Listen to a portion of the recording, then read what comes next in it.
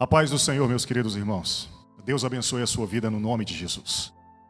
Nesse dia eu queria convidar você a abrir a sua Bíblia no Salmo de número 46. E acompanhe comigo a leitura das Sagradas Escrituras. Deus é o nosso refúgio e nossa fortaleza, auxílio sempre presente na adversidade. Por isso não temeremos, ainda que a terra trema e os montes afundem no coração do mar, ainda que estrondem as suas águas turbulentas e os montes sejam sacudidos pela sua fúria. Há um rio cujas correntes, cujos canais alegram a cidade de Deus, o santo lugar onde habita o Altíssimo. Deus está no meio dela, não será abalada. Deus vem ao seu auxílio desde o romper da manhã. Nações se agitam, reinos se abalam. Ele ergue a voz e a terra se derrete. O Senhor dos exércitos está conosco. O Deus de Jacó é a nossa torre segura. Venham, vejam as obras do Senhor, seus feitos estarrecedores na terra. Ele dá fim às guerras até os confins da terra. Quebra o arco, corta a lança, queima os carros no fogo. Aquietai-vos e sabei que eu sou Deus. Serei exaltado entre as nações. Serei exaltado sobre a terra. O Senhor dos exércitos está conosco. O Deus de Jacó é o nosso refúgio. Eu queria meditar com você neste dia sobre Deus, o nosso refúgio em tempos de angústia. Deus, o nosso refúgio em tempos de angústia. Em tempos de adversidade, em períodos de problemas, em dias maus, a adversidade sobe ao coração dos homens e deixam as pessoas angustiadas. Em tempos de adversidade, os corações ficam angustiados. Em tempos de luta, os pensamentos, a cabeça, o coração, ele fica desassossegado, ansioso, exageradamente preocupado. Hoje nós vivemos um tempo de adversidade, pelo menos em 3 grandes áreas da vida. Nós estamos vivendo uma adversidade natural, um vírus causou uma pandemia mundial. Nós estamos vivendo um tempo de adversidade política, confabulações, conspirações, desmandos, corrupção, desrespeito aos direitos. E nós estamos também vivendo um tempo de adversidade econômica. Empresas estão falindo, o desemprego aumenta, redução dos salários, os preços estão aumentando. E o efeito disso em nossos corações é terrível. Ansiedade, medo, preocupação exagerada, estresse, o que causa mais problemas ainda. Em razão desse efeito que a crise tem provocado em nossos corações, muitos estão vivendo tempos de depressão, muitos estão pensando em suicídio, vivendo crises familiares, crises no casamento, crises com os filhos, desânimo generalizado. E esse estado de ansiedade, essa condição de preocupação exagerada, abaixa a nossa imunidade e causa diversos tipos de problemas. Inclusive, deixa-nos vulneráveis à ação deste vírus que está aí. Mas a palavra de Deus hoje para nós é esta: acalma o teu coração, aquieta-te. Aliás, esta é a exortação do Salmo. Veja o que ele diz no verso 10: aquietai-vos e sabei que eu sou Deus. Acalma-te, aquieta-te, assossega-te e confia no livramento do Senhor. Em tempos de adversidade, Deus é um refúgio seguro no caos. Nós estamos vivendo 2 tipos de caos. E no Salmo existem 2 tipos de adversidades, 2 tipos de caos aqui. Existe um caos externo, existe uma agitação externa, mas também existe uma agitação interna. Existe um caos interno. Há um caos externo e um caos interno. Há um caos no mundo e um caos no fundo de nossas almas, no fundo de nosso coração. A mensagem deste salmo é a de que em Deus você pode acalmar o seu coração e aguardar com segurança e alegria nele, até que a adversidade, até que os problemas sejam debelados, até que o Senhor venha com a sua poderosa mão e resolva este problema. Se você observar o salmo aqui, e o versículo 1 diz isso, aponta para isso, é a introdução do salmo. Ele diz assim: Deus é o nosso refúgio e fortaleza, socorro bem presente na angústia. Após essa introdução, o salmo faz um contraste. Ele coloca lado a lado duas situações opostas. Ele faz uma diferença. O caos fora da cidade de Deus e um caos e uma tranquilidade dentro da cidade de Deus. O salmo apresenta-nos este contraste, esta diferença, estes opostos. Veja, por exemplo, a questão das águas, a simbologia das águas. O texto faz um contraste entre águas agitadas, no versículo 2 e 3, e um tranquilo rio que banha a cidade de Deus, versículos 4 a 5. E a simbologia das águas na Bíblia é muito interessante.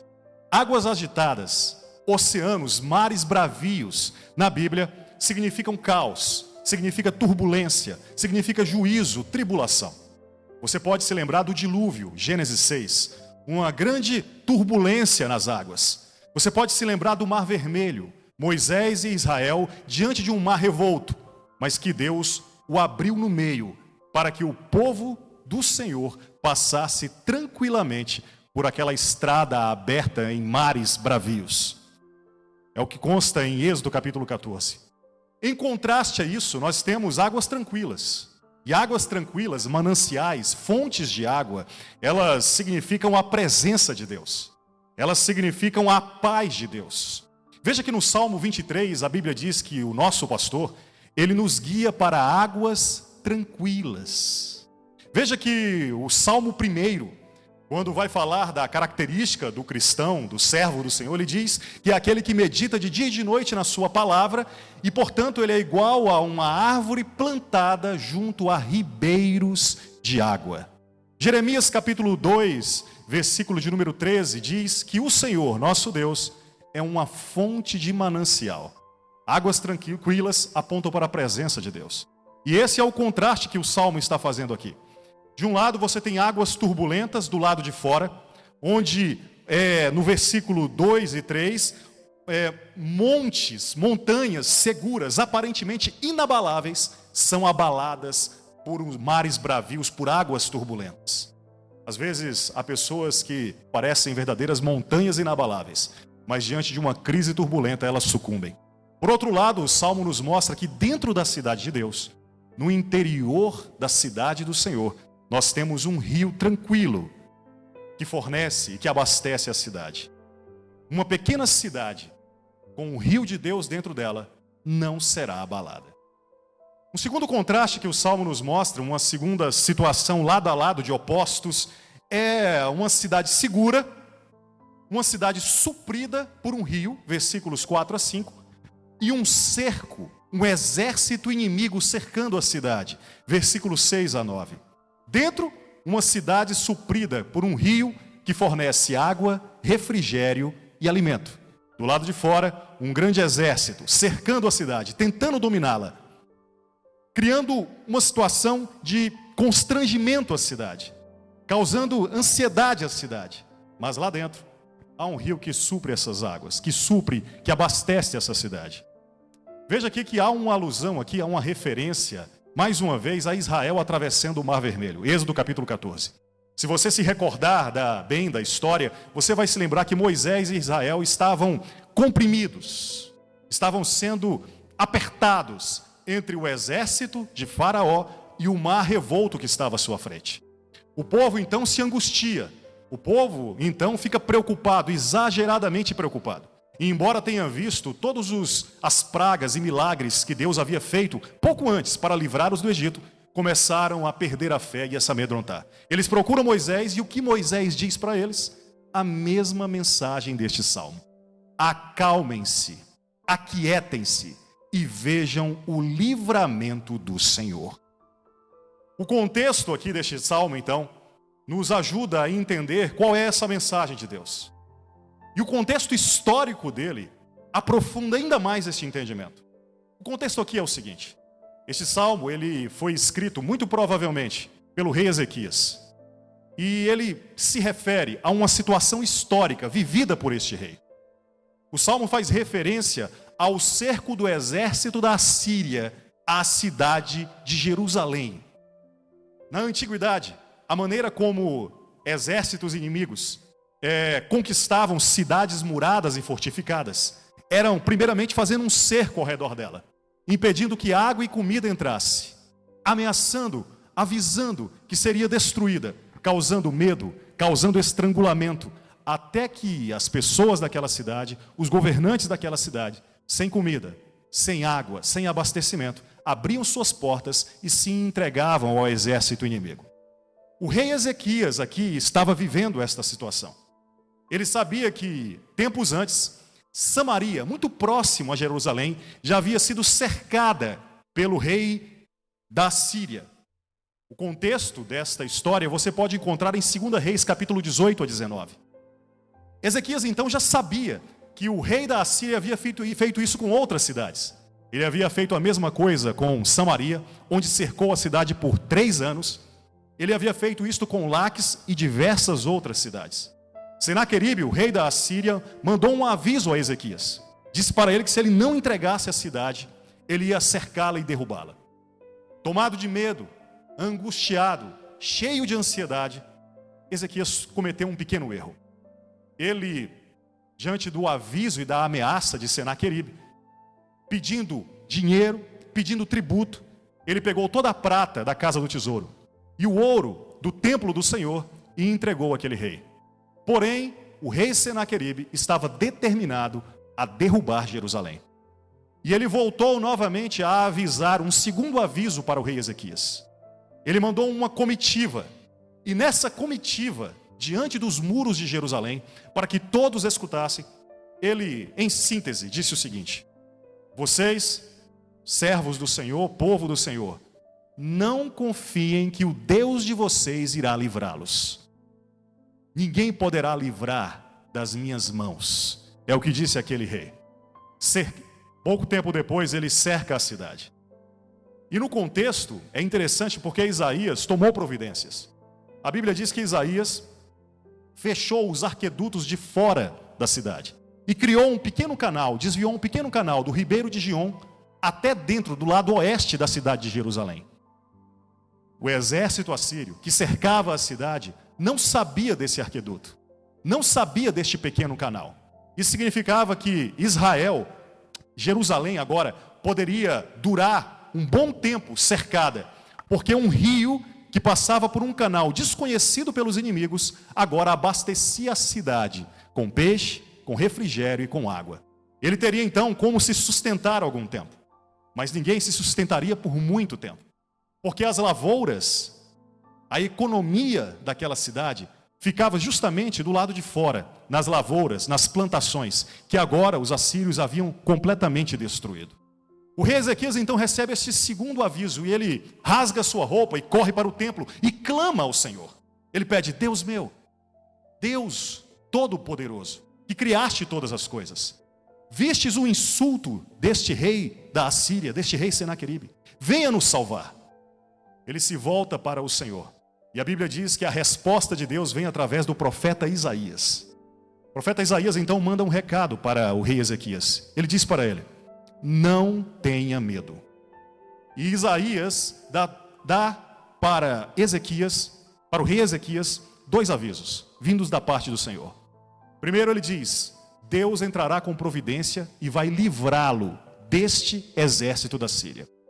Quanto à questão econômica, Deus também disse: nos 2 primeiros anos, após o livramento do exército, vocês comerão do que for produzido. O que Deus estava dizendo a Eli era o seguinte: eu vou manter vocês sobrenaturalmente. Ainda que vocês não tenham semeado, ainda que vocês não tenham preparado o solo vai dar a sua comida. E durante 2 anos vocês serão abastecidos. Depois disso, vocês voltarão a comer, voltarão a trabalhar, voltarão a semear, e o solo, então, vocês comerão daquilo que plantarem.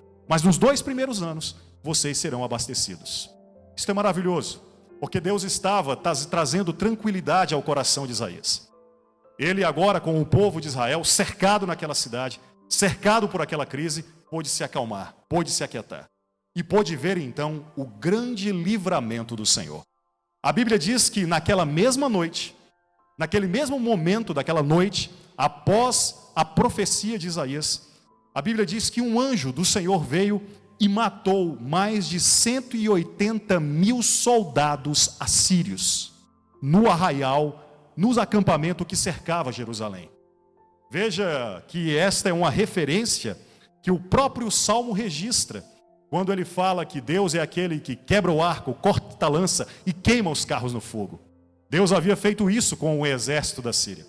A Bíblia diz que logo ao romper da manhã, logo que amanhã o sol saiu, Jerusalém, todo o seu povo, foi para os muros e viu e contemplou a grande obra do Senhor, o grande livramento do Senhor. Estavam todos ali, derrotados. O rei da Síria teve que voltar para casa. E Israel foi livre mais uma vez pelo poderoso Deus, que é misericordioso e gracioso para com seu povo. Isso é maravilhoso, querido. Como é que isto se aplica e aponta para nós hoje? Veja que o Salmo 46, nos diz que eles também, Israel, viviam uma adversidade política. Havia um exército combatendo contra aquela cidade. Mas a Bíblia diz que Deus deu um livramento disso. A Bíblia diz também que, no contexto desse Salmo 46, Israel enfrentava uma adversidade econômica. Mas o Senhor também proviu os 2 primeiros anos para que eles ficassem abastecidos.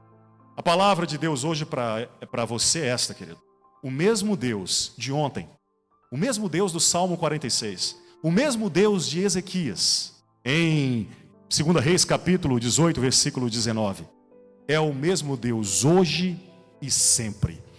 Embora nós estamos vivendo essa adversidade política, essa adversidade econômica, Deus também está dizendo para você que Ele é o mesmo Deus que guarda você nessas adversidades. É o mesmo Deus que cuidará de você, que cuidará da sua economia, que cuidará da sua vida, que cuidará da sua família. Creia no mesmo Deus do rei Ezequias. Creia neste Deus.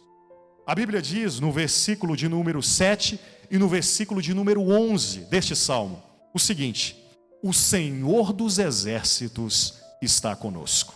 Eu acho essa palavra maravilhosa. O Senhor dos exércitos está conosco. Mateus capítulo 1, versículo 23 diz: a virgem dará à luz um filho e ele será chamado Emanuel. A palavra Emanuel significa Deus conosco. Mateus capítulo 28, versículo 20 diz que Jesus fez uma promessa: eu estarei com vocês até o fim dos tempos. Já ressuscitado ele faz essa promessa. Ele, Jesus, é o Emanuel.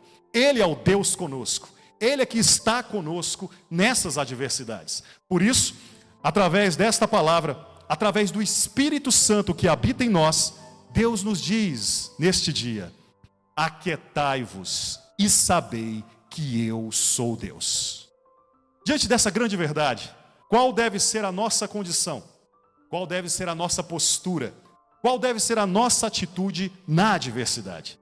Diante da convicção de que Jesus, Deus encarnado, Deus conosco, o mesmo Deus de antes está agora, qual deve ser a nossa postura, a nossa atitude, o nosso comportamento?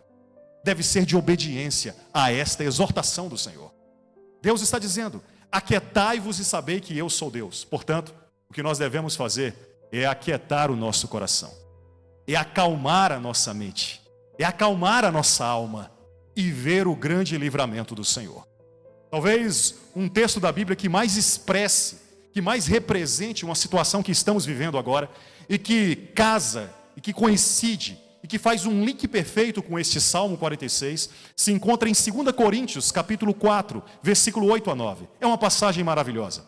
E ela diz assim: de todos os lados somos pressionados, mas não desanimados.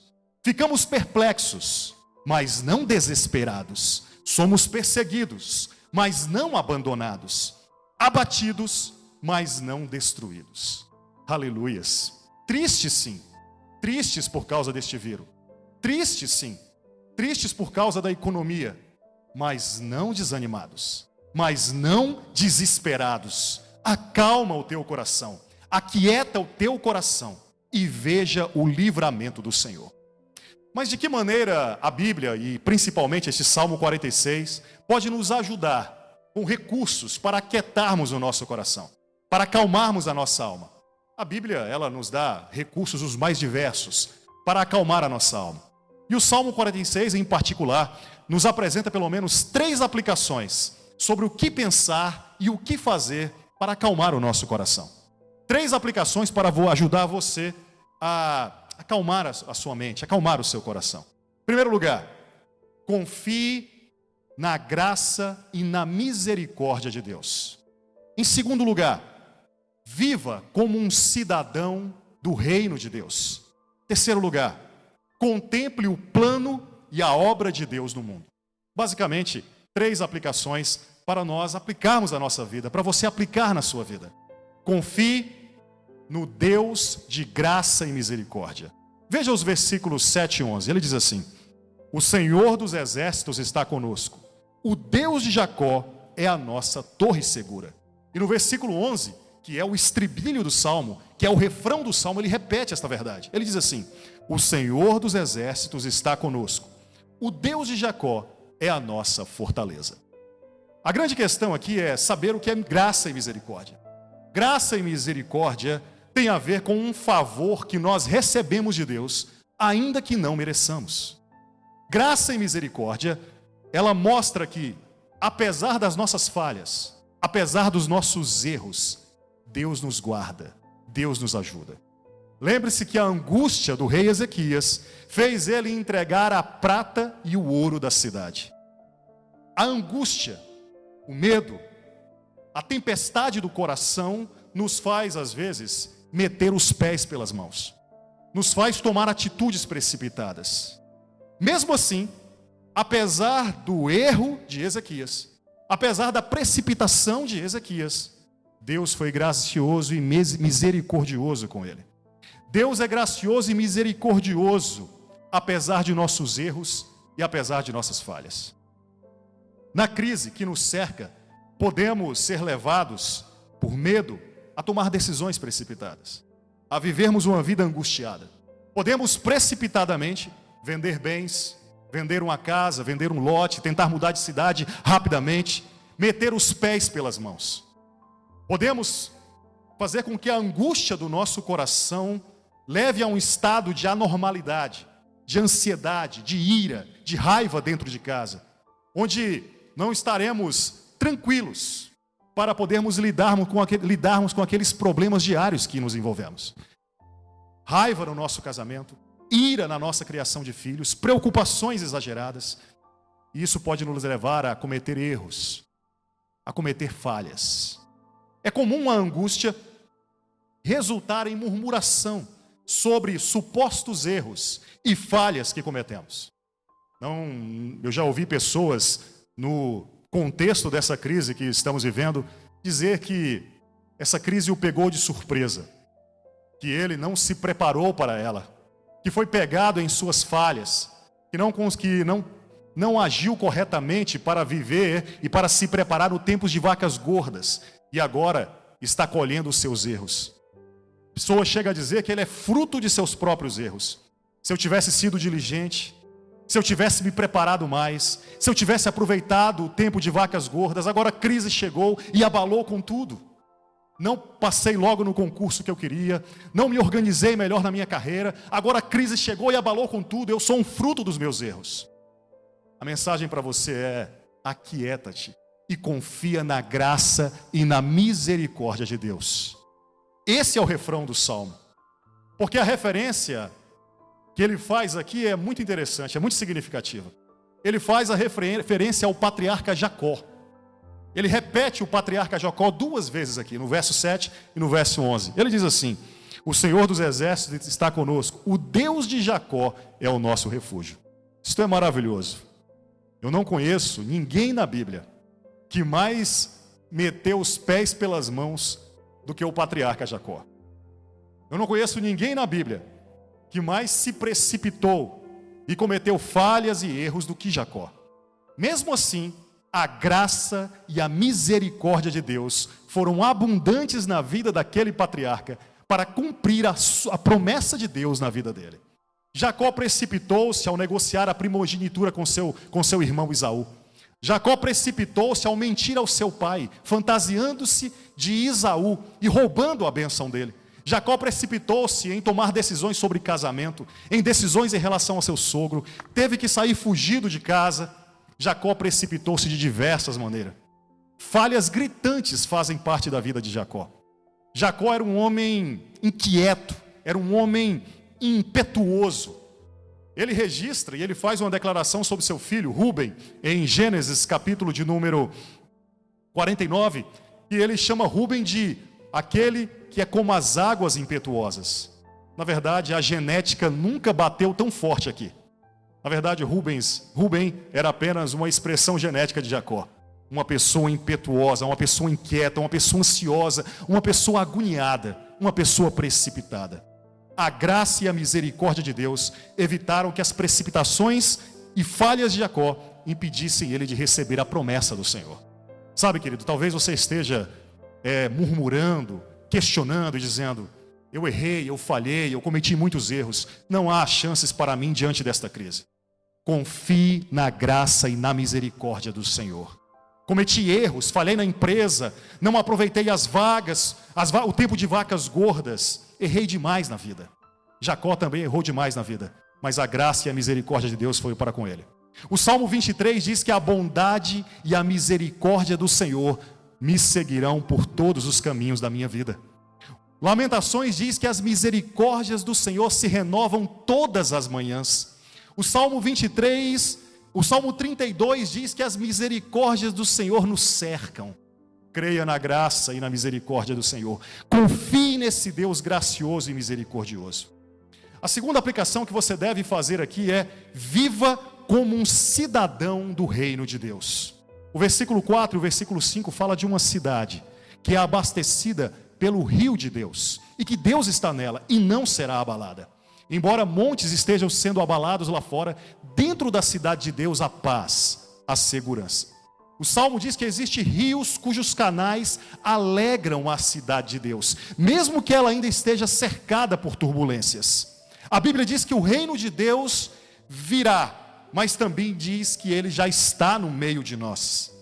Trata-se da presença de Deus através da habitação do Espírito Santo.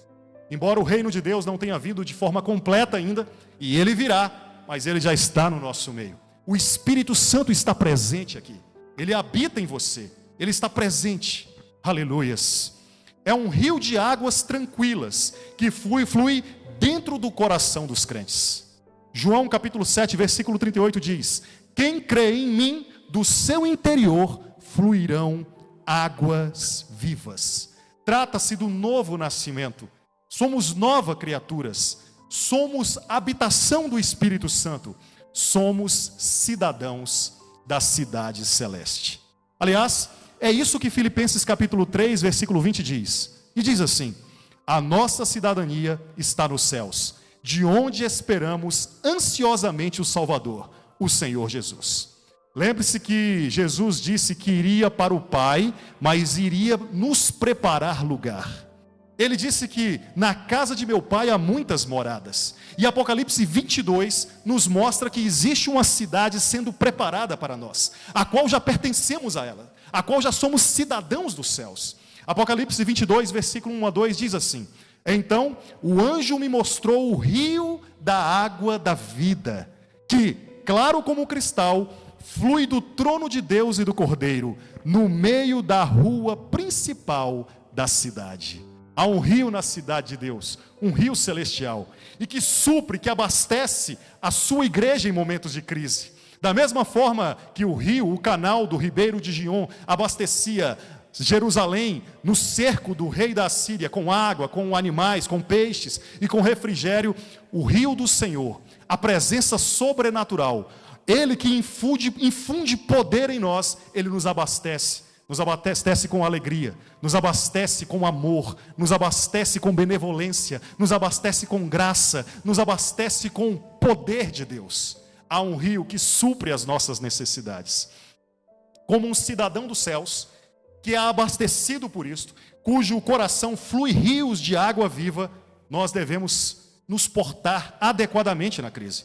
Nós não podemos entrar em desespero, nós não podemos entrar em angústia. Veja que há muitas maneiras do cidadão celeste, dos cidadãos do reino de Deus, se portarem diante da crise. A Bíblia traz inúmeras maneiras, inúmeros recursos sobre isso. Deixe-me destacar apenas um deles, relacionado ao nosso pensamento, a maneira como devemos pensar. A mesma carta aos Filipenses, que diz que nós somos cidadãos dos céus, no capítulo 4, do versículo 4 a 8, diz que a paz de Deus, que excede todo o entendimento, guardará o nosso coração e a nossa mente em Cristo Jesus. A palavra começa assim: alegrai-vos, alegrem-se, alegrem-se no Senhor, perto está o Senhor. Não andem ansiosos por coisa alguma, mas em tudo, pela oração e súplicas, seja a amabilidade de vocês conhecida diante de todos. E apresentem-se ao Senhor com orações e súplicas e com ações de graças. E a paz de Deus, que excede todo o entendimento, guardará o coração e a mente de vocês em Cristo Jesus. Esta palavra, guardar o nosso coração, é a mesma ideia de sentinelas, de muralhas, de muros que estão escoltando, que estão guardando alguma coisa muito preciosa.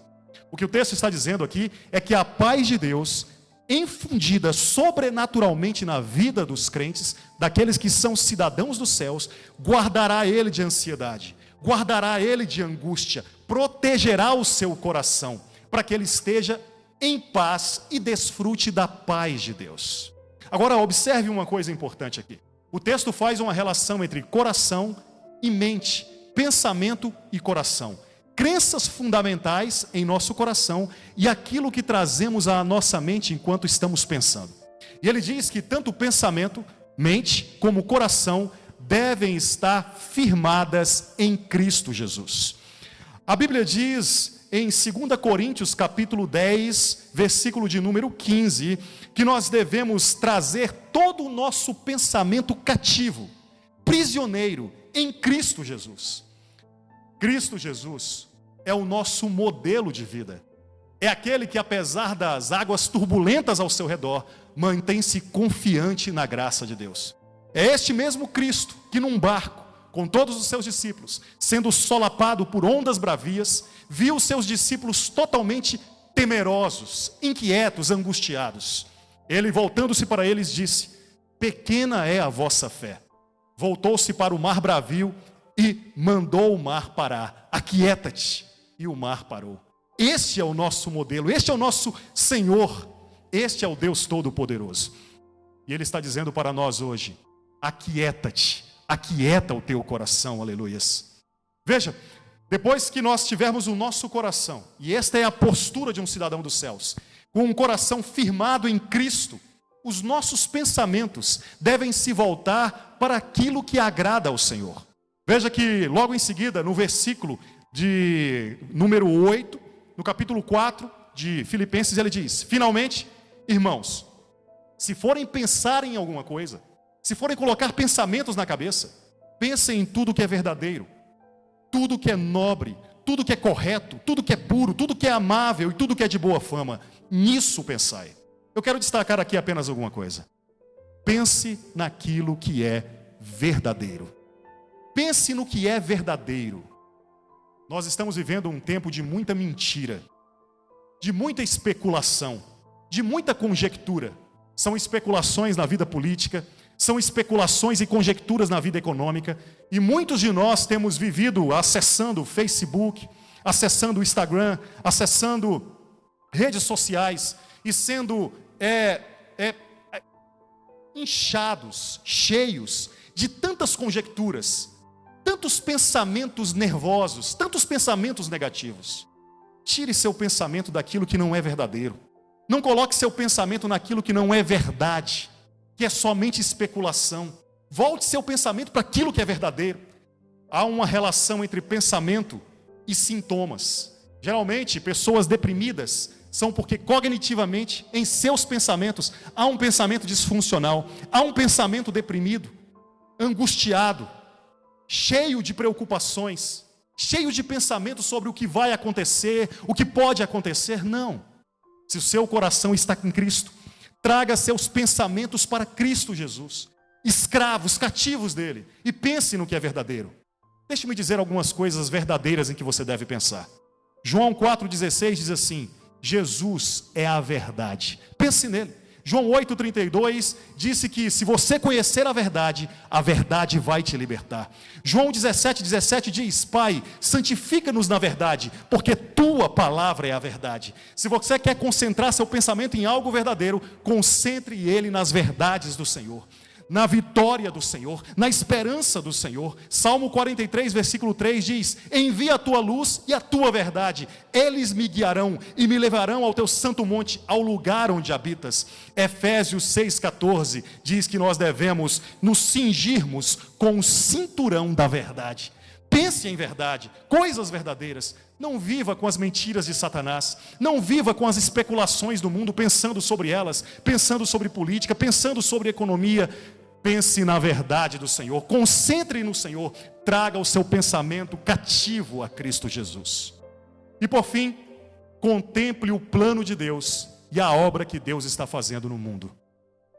A Bíblia diz em Apocalipse capítulo 21, versículo 1 a 2 o seguinte: então vi um novo céu e uma nova terra, pois o primeiro céu e a primeira terra tinham passado, e o mar já não existia. Quando o texto diz aqui que o mar já não existia, ele não está fazendo nenhuma especulação sobre se no novo céu e na nova terra existirão mares. A questão aqui é mar bravio, mar revolto, tempestades, problemas, adversidades, conflitos, crises. Isso não mais existirá. Essa imagem dos versículos 2 a 3 do Salmo 46, ela não mais acontecerá no novo céu e na nova terra. Deus está dizendo para nós: contemple o que Deus está fazendo, olhe para o que Deus está fazendo no mundo. Veja que é exatamente isso que o Senhor diz no versículo 8: venham, vejam as obras do Senhor, o que Ele tem feito sobre a terra. E no versículo 10, Ele diz: aquietai-vos e sabei que eu sou Deus. E então Ele termina dizendo: serei exaltado entre as nações, serei exaltado sobre a terra. Meu querido irmão, minha querida irmã, você que está me assistindo, saiba que o nosso Deus Todo-Poderoso tem um plano, e a história está em suas mãos. A rédea da história está em suas mãos. A história não está aí ao acaso. As coisas não são frutos somente das ações dos homens. O Senhor tem o controle de todas as coisas, apesar das maldades que têm sido feitas. Olhe para as obras do Senhor. Olhe para onde Deus está direcionando este mundo, está direcionando esta história. Ele porá fim às guerras cessarão, queimará os carros, acabará com as lanças, cortará os arcos.